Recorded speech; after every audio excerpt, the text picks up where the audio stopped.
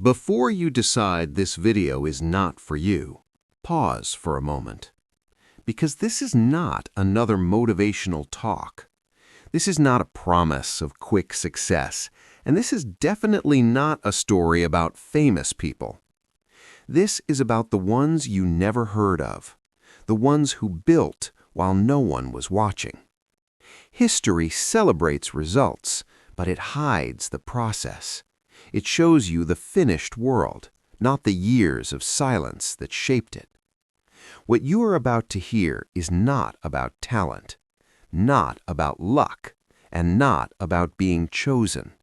It is about something far more uncomfortable: persistence, obscurity, and the long stretch of time where effort produces no applause. Most people quit there, not because they fail, but because they feel invisible. This audiobook is for the ones who are quietly building something right now. A skill, a project, a new direction in life. And wondering, does this even matter? The stories and ideas you are about to hear will not hype you up. They will steady you. They will show you that doubt is normal, progress is slow, and meaning is rarely loud. If you are looking for shortcuts, this video will disappoint you. But if you are looking for something deeper, something that lasts, stay. Because by the end of this journey, you may not feel excited, but you will feel grounded. And sometimes, that is exactly what keeps you going. Let's begin. Take a breath. Slow down your mind and allow yourself to step outside the noise of the present moment. Because this is not a story about fame. It is not a story about applause, and it is certainly not a story about overnight success. This is a story about the invisible builders of history.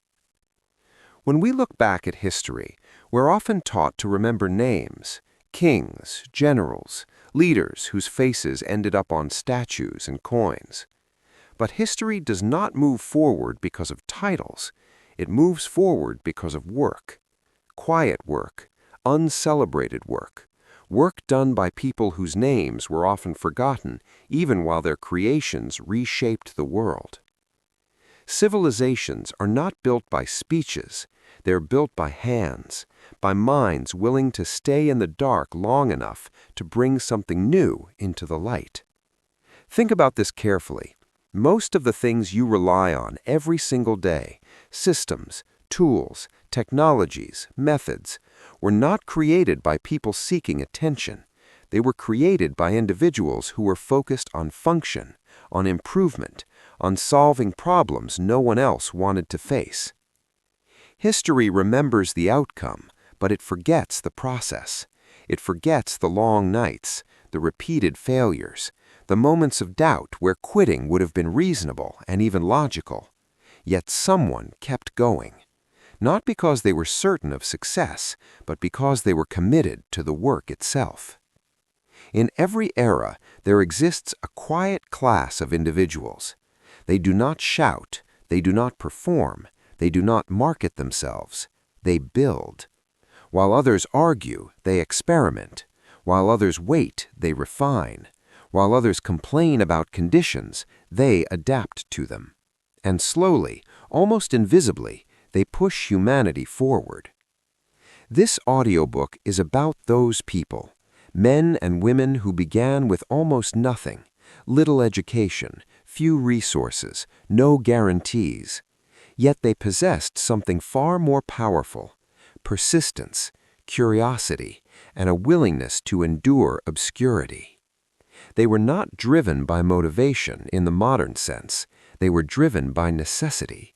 A problem needed solving, a limitation needed overcoming, a system needed improving, and so they worked, not for recognition, not for validation, but because the work itself demanded to be done.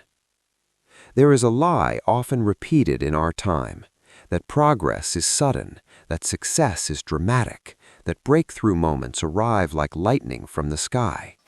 But real progress is slow, it is quiet, and it is deeply unglamorous. It happens while no one is watching. The people we will explore in this journey were not superheroes. They doubted themselves. They struggled financially. They faced rejection from institutions, peers, and society itself. Yet they shared one defining trait. They refused to stop. And here is the uncomfortable truth. Most people fail because they lack the invisible phase. The phase where effort produces no applause. The phase where progress feels imaginary. The phase where the world gives you no feedback at all. The invisible builders accepted this phase as part of the process. They understood something most people never do, that meaning comes before recognition, that mastery comes before reward, that contribution comes before applause. As you listen to this audiobook, you are not just hearing stories from the past, you are being invited into a mindset, a way of thinking that values depth over speed, substance over image, legacy over noise. Ask yourself quietly, honestly, what are you building right now, even if no one sees it yet? Because history is not shaped by those who wait to be seen. It is shaped by those who build anyway. And this journey is for those who choose to do the same. If you study inventors long enough, you begin to notice something strange. They did not think like everyone else. Not because they were smarter, not because they were born different, but because they trained their minds to tolerate what others avoided. The modern world loves the word genius. It sounds impressive. It feels convenient.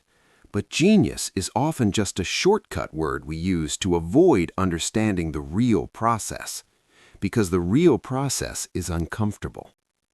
Inventors were not obsessed with brilliance. They were obsessed with function. Something was broken. Something was inefficient. Something could be done better. And that was enough. They did not wait for permission. They did not wait for perfect conditions. They did not wait until they felt ready. They started where they were, with what they had, and improved it step by step. Here is a mindset shift most people never make. Inventors do not ask, will this succeed? They ask, what happens if I try this one more time? That question changes everything. Because when success is not guaranteed, but effort is still chosen, the motivation becomes internal. Not applause, not money, not recognition, but curiosity. Curiosity is quieter than motivation, but it is far more durable. Motivation burns fast, curiosity burns long. And inventors learned, often unconsciously, to follow curiosity instead of excitement. Another uncomfortable truth. Most inventors lived in uncertainty for most of their lives. No clear future, no stable income, no assurance their work would matter. Yet they continued. Why? Because they separated identity from outcome. They did not say, I am successful if this works.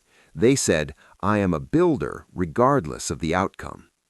That distinction is subtle and powerful. When your identity depends on results, failure becomes personal. But when your identity depends on process, failure becomes information, feedback, data, a signal pointing toward refinement. Inventors failed constantly, but they failed usefully. They paid attention. What didn't work? Why didn't it work? What small adjustment might change the result? They did not dramatize failure. They analyzed it. This is where most people quit, not because failure hurts, but because failure feels meaningless. Inventors gave it meaning. Another defining trait. They were willing to look foolish, to test ideas before they were elegant, to share thoughts before they were polished, to attempt solutions that seemed naive, because refinement requires exposure. You cannot improve what you never attempt. Perfection is not a high standard, it is a hiding place. Inventors understood this intuitively. They preferred flawed progress over beautiful stagnation. There's also something else, something rarely discussed. Inventors were deeply patient. Not passive patience, active patience, the kind that continues working even when results lag behind effort. They accepted a truth that modern culture resists.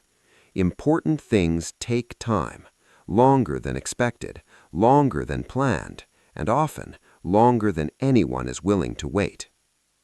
This patience was not optimism, it was endurance. The ability to remain psychologically stable while progress stayed invisible. Ask yourself this honestly. How long are you willing to work without external confirmation, without likes, without praise, without validation? Because that answer defines what kind of builder you are becoming. Inventors also had a different relationship with boredom. They did not chase constant stimulation. They allowed repetition, testing, retesting, minor adjustments repeated hundreds of times. They trusted accumulation. Small improvements compound, not emotionally, but structurally, and over time they create something that looks miraculous to those who were not present for the process. This is why history mislabels inventors as visionaries. The vision was rarely clear. What was clear was the next step. And that is enough. Not clarity of destination, but clarity of direction. Before we move forward in this journey, hold this thought with you. You do not need certainty to build. You do not need confidence to begin. You do not need recognition to continue. You only need a willingness to stay longer than doubt. Because the mindset of inventors is not about brilliance. It is about tolerance. Tolerance for uncertainty, tolerance for slow progress, tolerance for being misunderstood. And if you can tolerate those things, you can build far more than you currently believe. Engineering persistence. Building in imperfect conditions. Every builder eventually learns a difficult truth. The conditions will never be ideal. There will always be a shortage of something: time, money, support, clarity. If inventors had waited for perfect conditions, most of human progress would never have happened. When we look back at the early builders of industry, we often forget the environment they were working in. No standardized tools, no reliable systems, no proven methods. They were not building on top of progress. They were building before it existed. This is the same mistake many entrepreneurs make today. They assume others started with advantages, better timing, more resources, stronger networks. But in reality, most meaningful ventures begin in constraint. Limited budgets force creativity. Unclear paths force experimentation. Lack of support forces self-reliance. Constraint is not an obstacle to innovation. It is often the catalyst. Early inventors did not complain about their tools. They modified them. They did not curse their environment. They studied it. They asked a different question than most people ask today. Not, why is this so difficult? But, how can this work despite the difficulty? That question is the heart of engineering persistence. In entrepreneurship, this mindset shows up early. The first version is rarely impressive. The first offer is rarely perfect. The first attempts are often ignored. But builders do not stop. They adjust. A product does not fail. A message does not fail. A strategy does not fail. It gives feedback. Inventors understood feedback intuitively. If something broke, they did not take it personally. They took it apart. They learned to separate effort from ego. This is rare. Most people want their work to succeed as proof of their worth. Builders want their work to function as proof of improvement. In business, this difference is everything. The entrepreneur who identifies with the idea will abandon it when it struggles.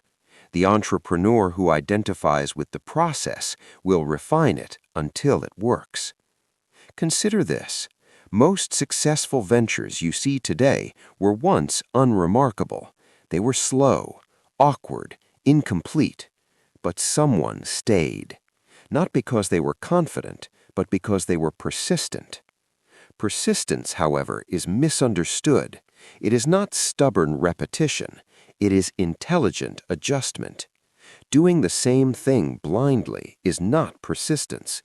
It is avoidance. Engineering persistence means observe, test, adjust, repeat, again and again and again. Early builders of industry often worked for years without external validation. No market response, no recognition, no confirmation they were on the right path. Yet they continued refining. This is especially relevant in entrepreneurship. The early phase is quiet. No headlines, no applause, no visible momentum, just work. Most people quit here, not because the idea is bad, but because silence feels like rejection. Builders learn to interpret silence differently. Silence means keep refining.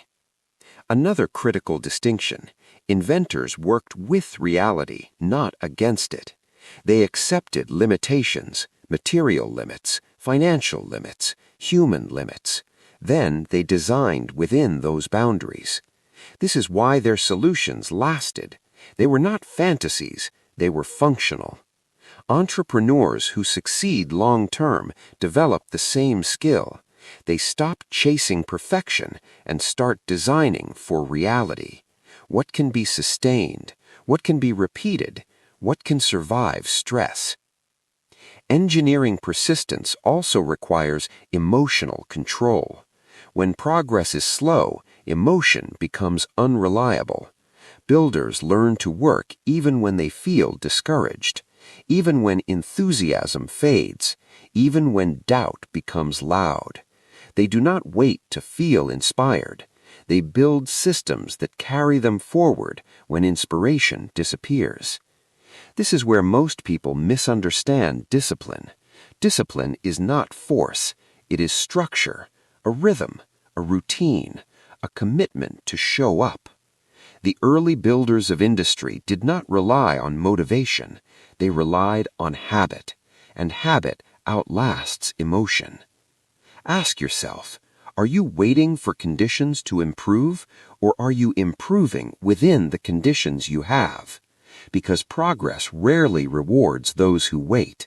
It rewards those who adapt. Engineering persistence is not glamorous. It does not feel heroic. But over time, it produces results that look inevitable in hindsight.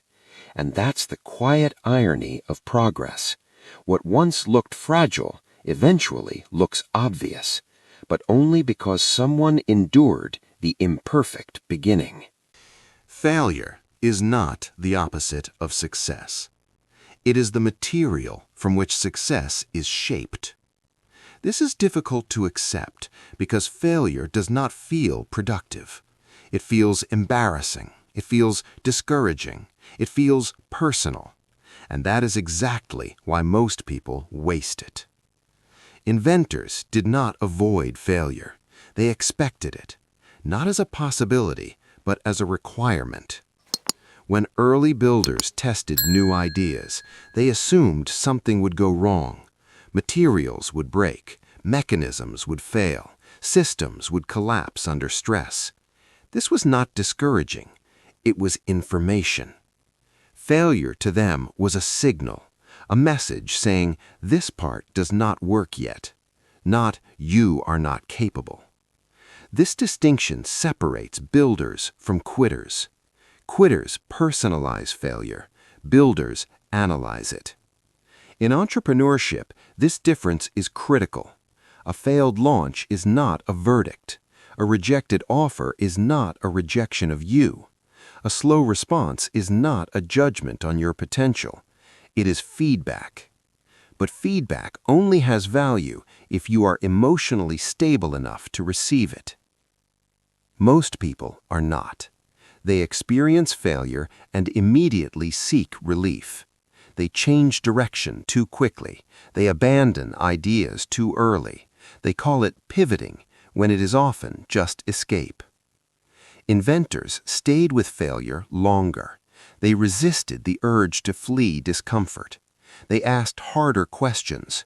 Why did this fail? At what point did it break? What assumption was incorrect? They treated failure like raw material, something to be reshaped, refined, reused. Imagine a blacksmith. The metal does not cooperate easily. It resists, it bends incorrectly, it cracks under pressure. But the blacksmith does not accuse the metal. He studies it. Failure behaves the same way. It reveals structure, where pressure concentrates, where weakness exists, where design must improve. The mistake most people make is expecting failure to teach them automatically. It does not. Failure only teaches those who are willing to observe without ego. Inventors were ruthless observers. They did not protect their ideas emotionally. They protected the process. This is why they improved faster. Not because they failed less, but because they learned more per failure. There is also a deeper psychological layer. Repeated failure builds tolerance, not numbness, but resilience. The first failure feels devastating. The second feels heavy. The 10th feels manageable. Eventually, failure loses its power to stop you. And when that happens, you become dangerous, in the best way. Because nothing can threaten your identity anymore. You are no longer protecting an image. You are building a system. Inventors reached a point where failure became routine, expected, almost boring. And that's when progress accelerated. In entrepreneurship, this is the turning point. When rejection no longer defines you, when mistakes no longer paralyze you, when setbacks no longer trigger panic.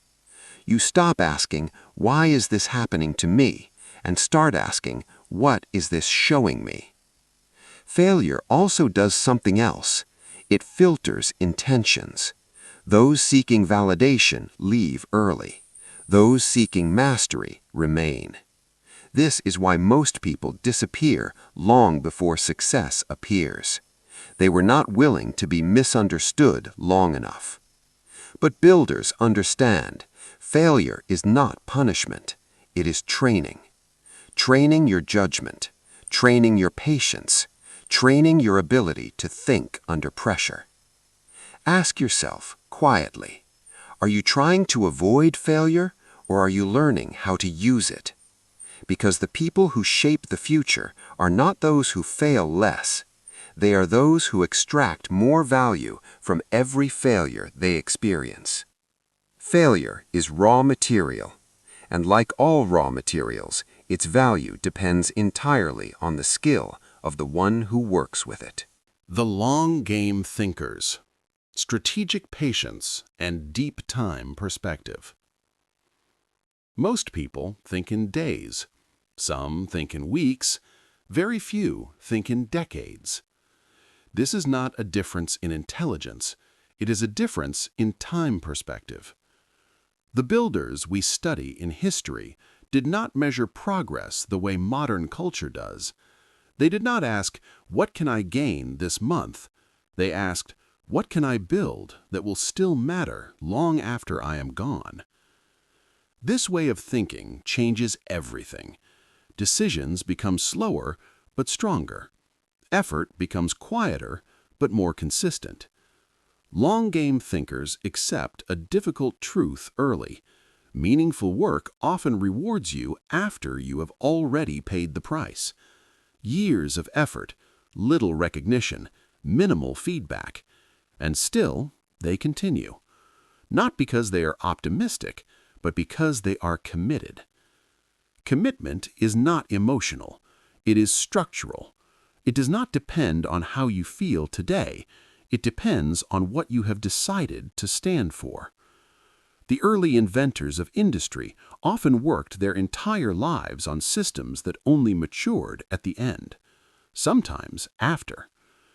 This is uncomfortable to accept because modern culture rewards speed, visibility, immediate response. But long-game thinkers operate on a different rhythm. They are not impatient. They are deliberate. They understand something most people resist. Short-term comfort is expensive. Long-term patience is powerful. In entrepreneurship, this mindset is rare.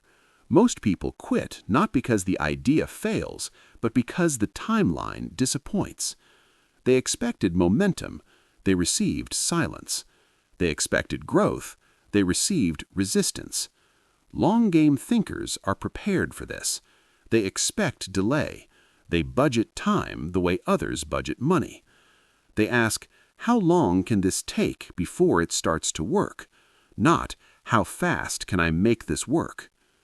This shift protects them from despair, because disappointment comes from misaligned expectations. The long game is not passive waiting, it is active positioning, learning, refining, strengthening foundations. Builders who think long-term do not rush scale. They stabilize first. They ensure what they build can survive pressure. This is why their work lasts, not because it was brilliant, but because it was durable. Another uncomfortable reality: long-game thinkers often look unsuccessful for a very long time. Their peers move faster, appear more visible, seem more accomplished, but appearances are misleading. Progress is not linear, and visibility is not proof of stability. Many fast movers burn out. Many loud successes collapse. Long-game thinkers expect this. They are not distracted by noise. They focus on depth, depth of understanding, depth of systems, depth of capability. They would rather be underestimated than overexposed, because underestimation is quiet, and quiet is where real work happens. Ask yourself honestly, are you building something that requires time to mature? Or are you demanding results from something that has not had time to grow? Because impatience does not speed progress, it fractures it. The long game requires emotional discipline, the ability to stay steady while others chase novelty, to resist shortcuts, to ignore trends, to keep building when no one is watching. This is not glamorous, but it is effective. And when the work finally reveals itself, it looks inevitable, as if it was always going to succeed. But that is only because the years of quiet effort are invisible. Long-game thinkers understand this. They do not rush the reveal. They trust the accumulation. And in doing so, they build things that outlast attention. Quiet discipline versus loud motivation. Psychological contrast and practical wisdom. Motivation is loud. It announces itself. It demands attention. It arrives with emotion, energy, and urgency. Discipline is quiet. It does not announce anything. It does not inspire. It simply shows up. Modern culture celebrates motivation. Speeches, quotes, moments of emotional intensity. But history is not shaped by emotional spikes.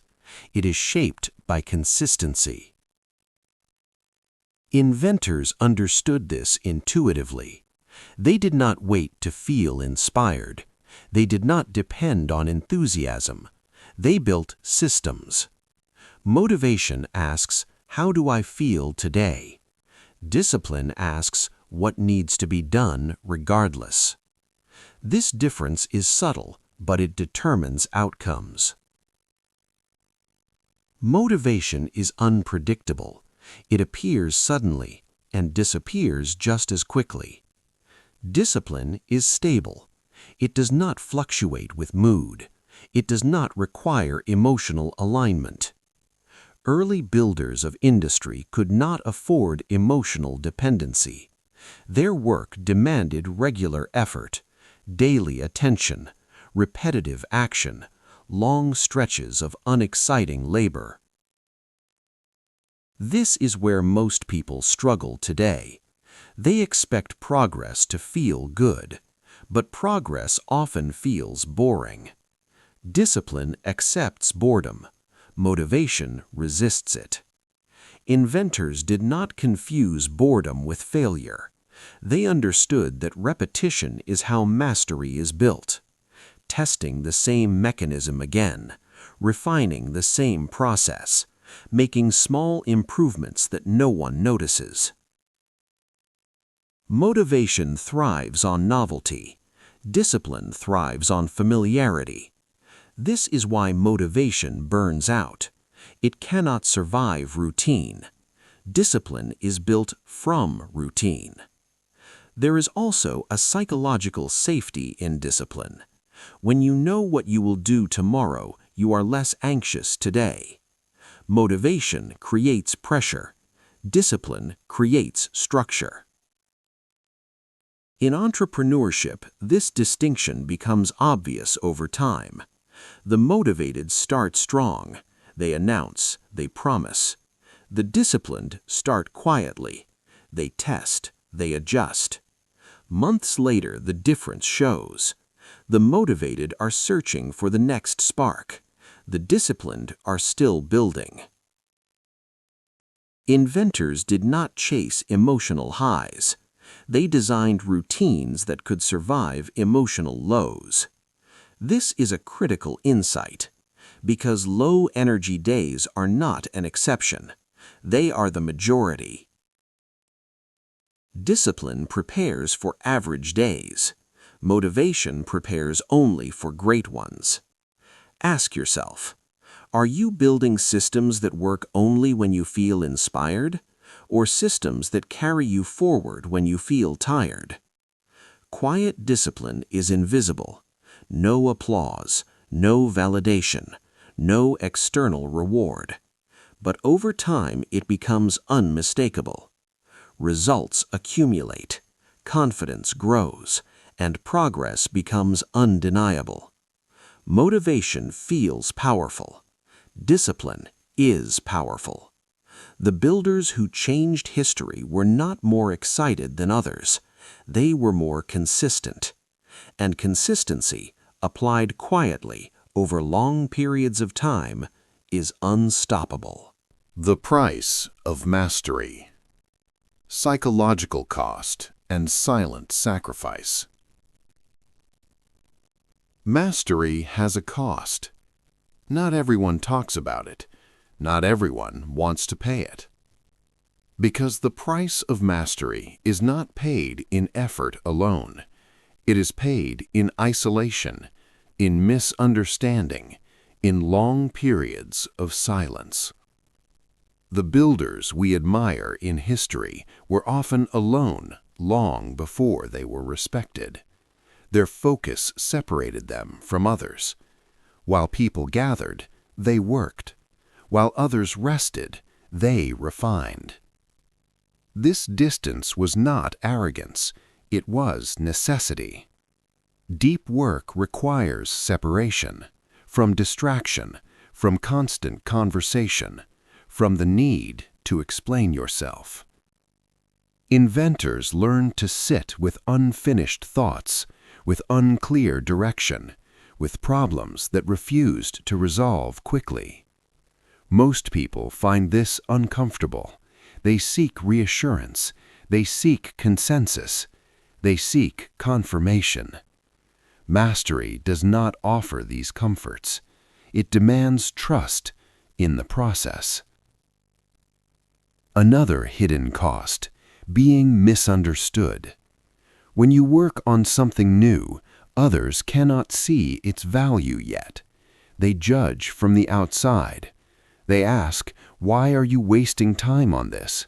Why don't you do something safer? When will this finally work?"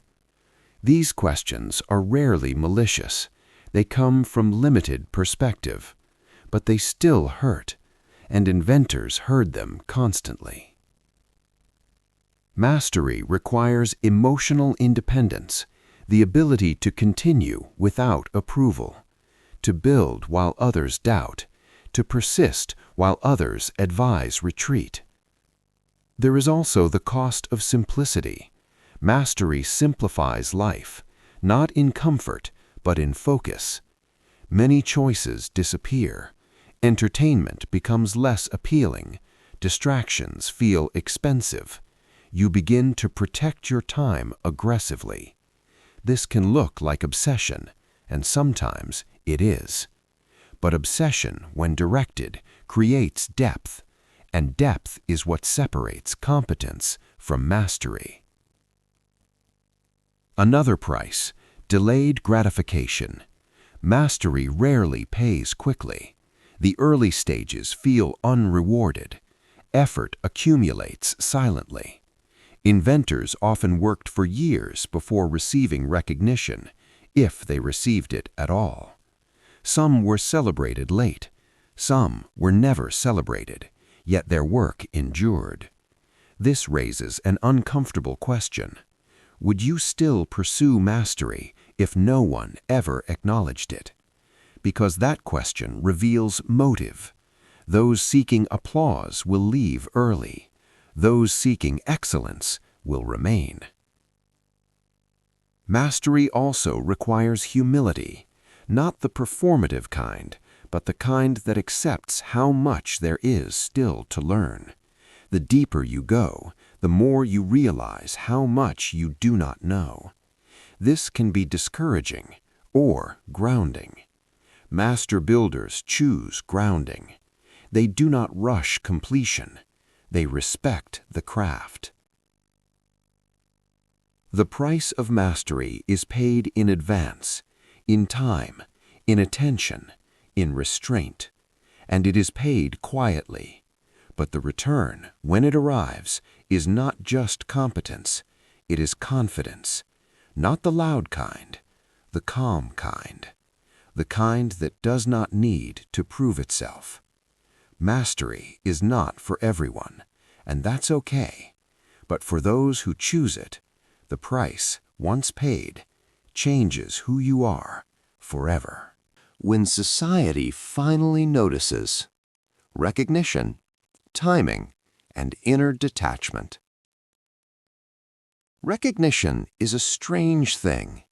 It rarely arrives when you need it. It rarely comes when it would help the most. More often than not, it comes late. The builders of history learned this lesson the hard way.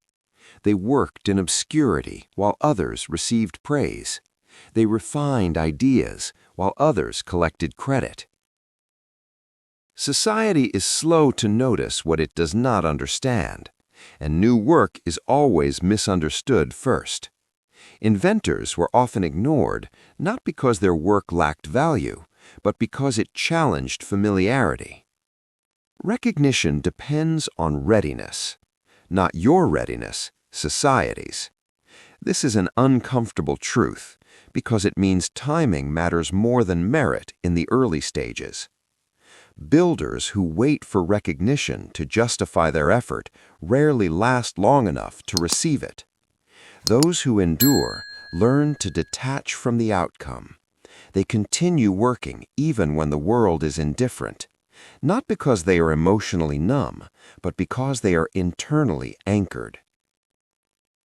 There is a danger when recognition finally arrives. It can distort identity. Suddenly, the world pays attention. The same work that was ignored is now praised. The same ideas that were dismissed are now celebrated. This moment tests the builder. Some become bitter. They replay the years of neglect. They seek compensation for every moment they felt unseen.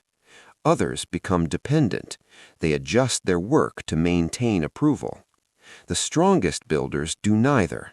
They accept recognition without letting it define them, because they understand something essential. Recognition is external, meaning is internal.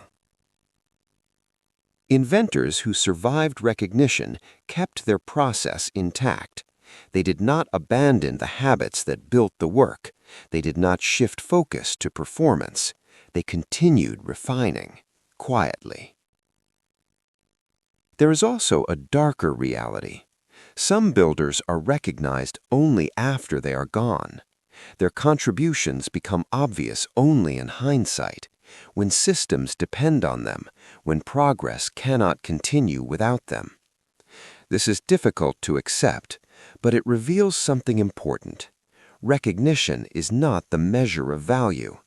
Impact often exists long before applause. Ask yourself, if recognition never comes, would the work still be worth doing? Because that question defines the depth of commitment. Builders who rely on internal standards are immune to timing. They do not rush. They do not perform. They do not abandon the work when attention shifts elsewhere. They continue. When society finally notices, it often assumes success was inevitable. But inevitability is an illusion. The outcome was fragile. It could have ended at any moment. It existed only because someone chose persistence over validation. And that choice, made repeatedly, in silence, is what truly deserves recognition. The hidden army of capable minds. Human potential, invisibility, and inner permission.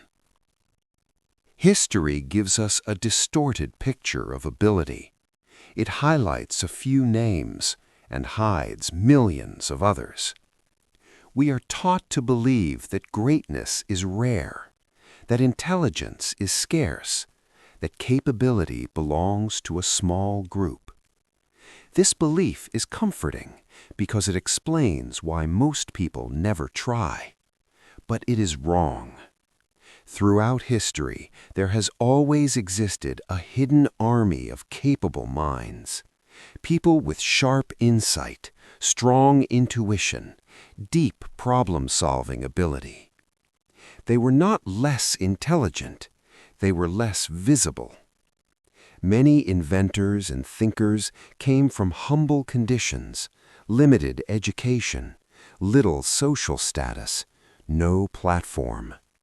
Their minds were capable, but the world never noticed. Not because they lacked ability, but because opportunity is unevenly distributed. This is uncomfortable to acknowledge because it means potential is everywhere, but recognition is not. History is full of people who could have contributed greatly, but were constrained by circumstance, economic limits, social barriers, geography, timing.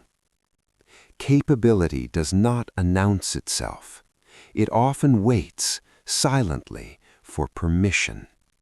Permission to try, permission to fail, permission to take itself seriously. Many people never grant themselves this permission. They internalize invisibility. They assume, if I were capable, someone would have noticed by now. This is one of the most damaging beliefs a person can hold. In reality, most capable minds are never discovered, not because they are weak, but because they are quiet. They do their work privately. They think deeply. They solve problems in isolation. But without exposure, ability remains dormant. Inventors who emerged from obscurity did so not because they were chosen, but because they chose themselves. They acted before validation. They experimented without permission. They built without assurance that their work would matter. This is the defining difference. Not talent, not intelligence, but self-authorization. The hidden army is vast. people capable of building systems, creating solutions, improving the world in small, durable ways. But they wait. They wait for credentials. They wait for approval. They wait for confidence. Confidence rarely arrives first. Action does. History remembers those who stepped forward imperfectly, those who allowed their work to be seen before it was ready. This does not require arrogance. It requires courage. Courage to accept that obscurity is not a verdict. It is a starting point. Ask yourself quietly, in what way have you been hiding your own capability? Not intentionally, but through hesitation, through self-doubt, through waiting for readiness. The hidden army does not need permission from the world. It needs permission from itself. When capable minds step forward, progress accelerates. Not dramatically, not loudly, but steadily. The world does not lack intelligence. It lacks participation.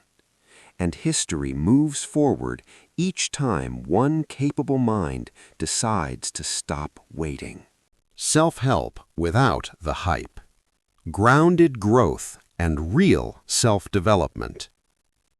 Modern self-help is loud. It promises speed. It promises certainty. It promises transformation without discomfort.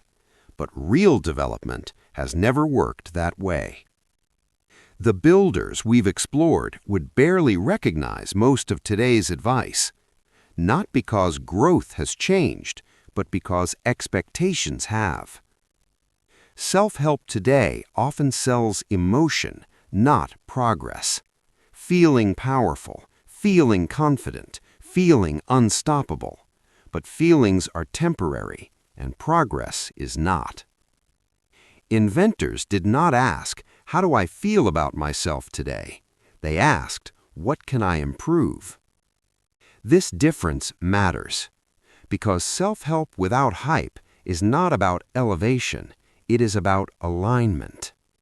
Aligning actions with values, aligning effort with direction, aligning habits with long-term intent. This is slower and less exciting, but it works. Real self-development is quiet. It happens in routines, in small adjustments, in repeated decisions that no one applauds. It does not feel cinematic. It feels ordinary, and that is why it lasts. Most people chase motivation because they are avoiding responsibility. Responsibility for consistency, responsibility for boredom, responsibility for delayed results. Self-help without hype accepts responsibility fully. It does not promise you will feel ready. It teaches you how to act even when you don't. Inventors built skill before they built confidence. Confidence was a byproduct, not a prerequisite. Modern advice often reverses this. It tells you to believe first, to visualize first, to feel worthy first. But belief without action is fragile. It collapses at the first obstacle. Builders trusted something else, process. They trusted that repeated effort, applied thoughtfully, would eventually produce clarity. Self-help without hype does not protect your ego. It strengthens your capacity. It allows you to be bad at something long enough to become good at it. It encourages honest self-assessment. What am I avoiding? What am I repeating? What am I pretending not to see? This kind of reflection is uncomfortable, but it is transformative. The goal is not constant positivity, it is reliability. To become someone who can be trusted by others and by yourself. Self-help without hype does not promise happiness, it promises competence. And competence creates calm, because when you know you can handle difficulty, you fear it less. Ask yourself honestly, are you consuming ideas to feel better or to become better? Because growth is not something you watch, it is something you practice. And practice, quiet, consistent, uncelebrated, is how real change happens. Final reflection. Build anyway. Closing reflection and quiet resolve. At some point, every builder reaches a quiet crossroads. Not a dramatic moment, no clear decision, just a subtle question that lingers. Is this worth it? Worth the effort? Worth the time? Worth the uncertainty? Because by now, you understand something important. Building is not romantic. It is repetitive, often lonely, frequently misunderstood. There are easier paths that offer faster validation, more comfort, less resistance. And yet, some people still choose to build.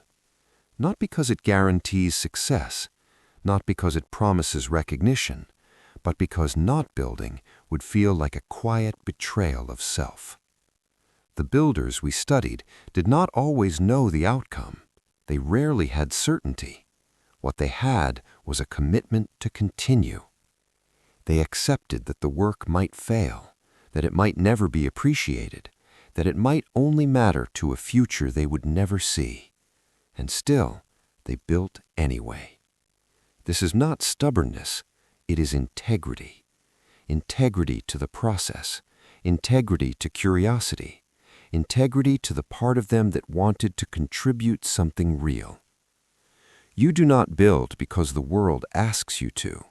You build because something inside you refuses to stay idle. That impulse to improve, to refine, to leave something slightly better than you found it is deeply human, and it does not need permission. The world may or may not notice. Timing may or may not align. Recognition may come late or not at all. But the act of building changes you regardless. It sharpens your thinking, strengthens your patience, expands your capacity to endure uncertainty. You become someone who can handle difficulty, someone who trusts process over promises, and that is not wasted effort. Even unfinished work leaves a mark on how you think, on how you approach problems, on how you face the unknown. So if you are listening to this while building something quietly, a project, a skill, a new direction in life, know this: you are not late. You are not behind. You are not invisible. You are in the middle of the work, and the middle is always the hardest part. Do not rush it. Do not abandon it. Do not measure it by the standards of noise and speed. Measure it by depth, by honesty, by how faithfully you return to it. Build when you feel confident. Build when you feel uncertain. Build when progress is obvious. Build when nothing seems to move. Build when no one is watching. Because history does not move forward through certainty. It moves forward because someone, somewhere, chose to build anyway. Before you leave this video, take one last moment. If something you heard today made you feel understood, if a sentence stayed with you a little longer than expected, that's not an accident. This content is made for people who think deeply, build quietly, and don't need noise to move forward. If you are one of them, show your support in a simple way. Tap the like button, not for the algorithm, but so this message reaches someone else who might need it. And if you want more content like this, long form, thoughtful, and free from hype, subscribe to the channel. This space is for slow thinking, real growth, and ideas that stay with you long after the video ends. New audiobooks and reflections are released regularly, each one designed not to entertain you for a moment, but to strengthen you over time. If this journey mattered to you, Don't rush away. Let it settle. And when you're ready, continue building. Thank you for listening. Until next time, build anyway.